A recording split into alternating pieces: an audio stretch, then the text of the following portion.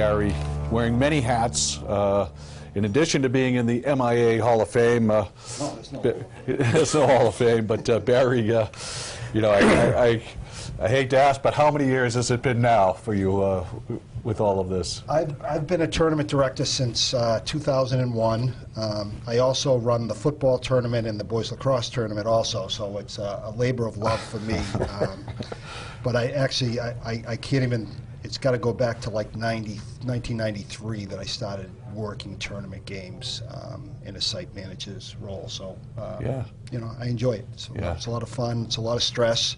I never used to have any gray hair, but that's changing. that happens in this racket, doesn't it? But you know, we've got an opportunity here for viewers that don't know much about the process, that know very little about the process, for that matter. Some instances, and then all that happens behind the scenes. I know you and I were talking about what happens with the Hockey East games here are going to directly affect some of your scheduling things and things like that. So, here's an opportunity now to give us a little more information on all that. Sure. The process of organizing the tournament starts the day after the tournament ends this year.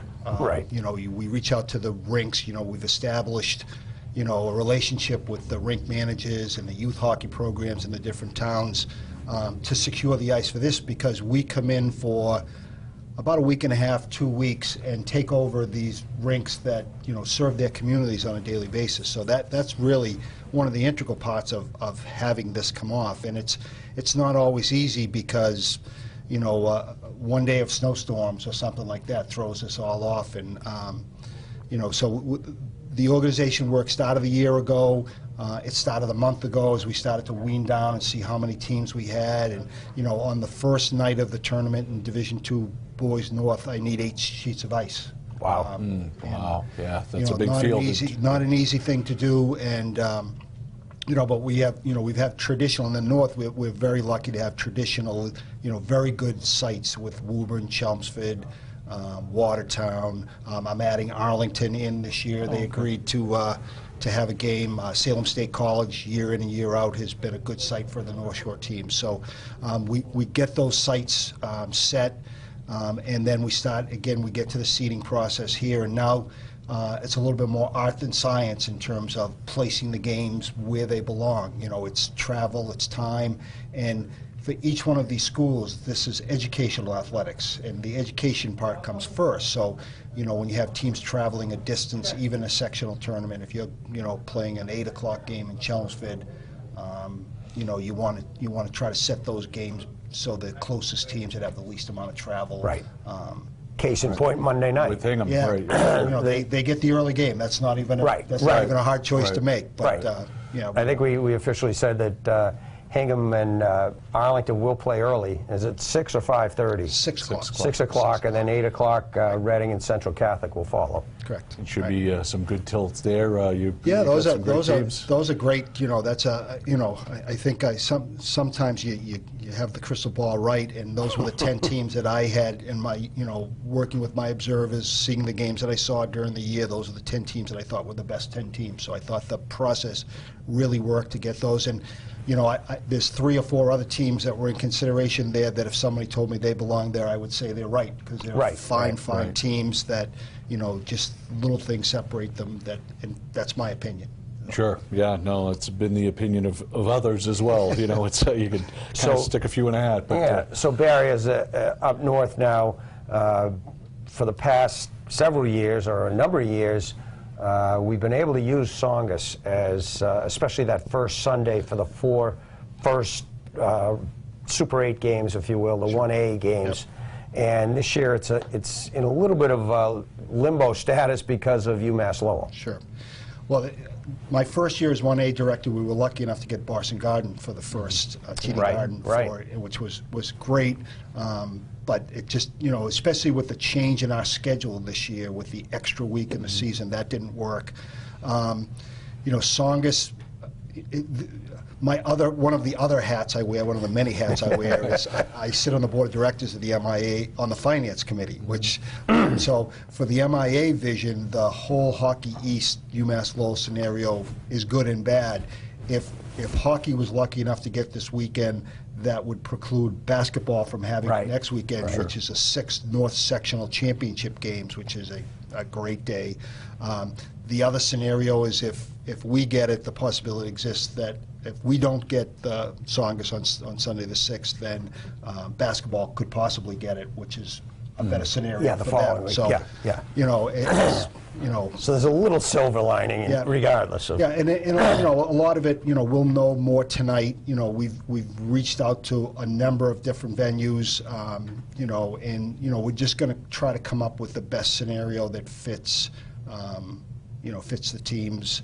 And again, those relationships that we've developed with those rinks allow some of that flexibility, and people will, you know, I talked to the people at the Arlington rink yesterday, and you know, laid out a scenario that we needed a sheet of ice on Wednesday night, and they were happy to bring it in, and we're actually going to play it as a doubleheader with the Arlington girls tournament game, first preliminary round game beforehand. So it'll be a great night of hockey in Arlington. So let me ask you this: Would the committee or you guys ever consider splitting those 4 games on the first Sunday? That's a possibility. Yeah. Okay. Yeah.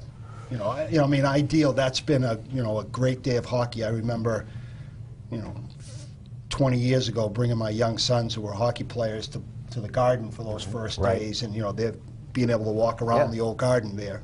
It's probably longer than 15 years now.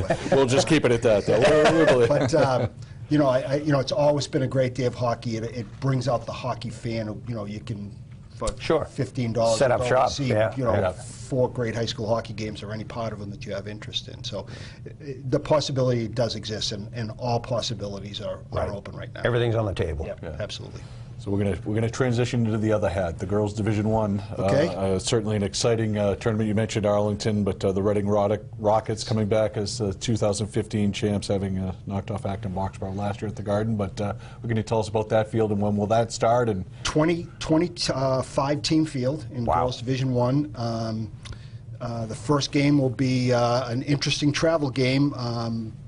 Barnstable is traveling up to Masconomet for on Monday. They get overnight stipend. That was a coin flip that I was hoping went the other way, but you know.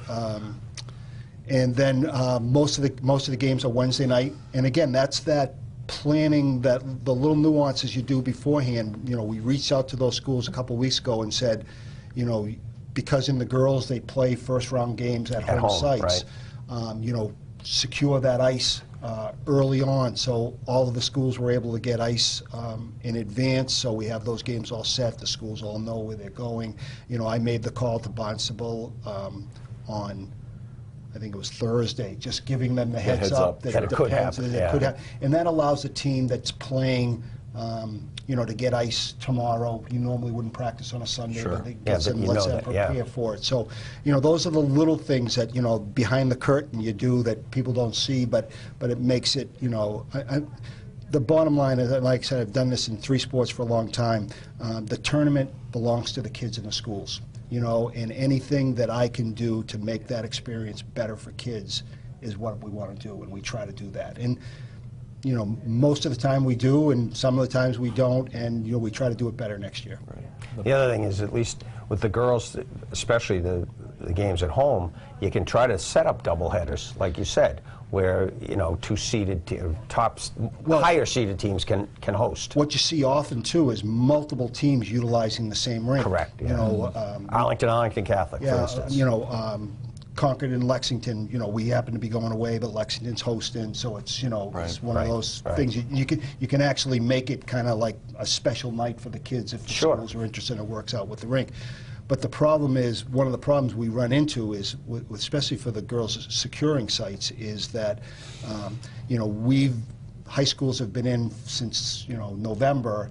Now, as soon as we finish all those, you know, youth programs and things, want to get their kids back on the ice more, and that ice time is hard to find. Some deals have been made this week, I'm sure.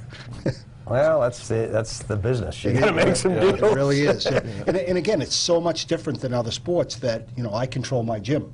Right. You know, or a field. Yeah. You know, somebody has a rental use of my gym. Sorry, we're playing basketball tonight. Right. So obviously your sidekick over the years had been Jim Gormley for many years, just recently retiring this year. We had the Jim Gormley Cup on MHL earlier in the season down at Gallo, but fond memories of Jim, I'm sure. Yeah, Jim and I worked, we actually, the two of Joe Morrow, who was the originator of the 1A. Usually flies in from Florida to come up. Yeah. Joe was the overall tournament director for everything, and when Joe retired, they asked me to do it, and I said they're crazy that no human being could one person do it. I don't know how Joe did it, but pretty great job of it, and taught us all how to do it correctly. And so Jim and I have worked together, I think, since 2001. And you work together so that you share information and you view teams, and as we work to the tournament to try to keep it working together. So Jim will be missed, but Scott Payne is doing the South now. Scott and I worked together the last couple of years in the lacrosse tournament. He's another AD. So I think there's a value to being an athletic director and being a tournament director. One, those people. We work with them all the time, the other ADs, and you understand the nuances of being an athletic director and having, for many schools, multiple tournament teams. We work really hard. Both Scott and I spent 4 hours here yesterday at the basketball seating meeting. Basketball's playing on this day, hockey's playing on this day, so you don't have multiple tournament teams playing at the same time. As an athletic director, I want to go see my kids play in a tournament, but if I've got a home contest, that's where I need to be. So we work really hard to make that happen. And sometimes, we'll even do it as far as, a team plays at 5 o'clock, and now we'll start the basketball game at 7:45. Right, within so a short drive, so they can make it back. Yeah. So, again, there are all those little moving pieces that are. Hey, summer's only 3 months away. Yeah. Well, I tell my wife every year this funds our Aruba trip, the small stipend I get. She goes, it's not even close. well, let's hope it's a lot of sunshine and some sand kicking when you get down there. But we appreciate all that you do, Barry. We appreciate you coming in and joining us, and look forward to seeing you Monday night. Of course, you'll certainly get sick of seeing us over the next 3 weeks. We will see each other. Yes, we will. Thanks again, Thanks, Barry. Barry. Thanks, guys. Take care. Take care. Barry Haley, again, wearing many hats as a director here of the North and the girls Division I, all of the girls Division I. So the way they blend that in, and we're hopefully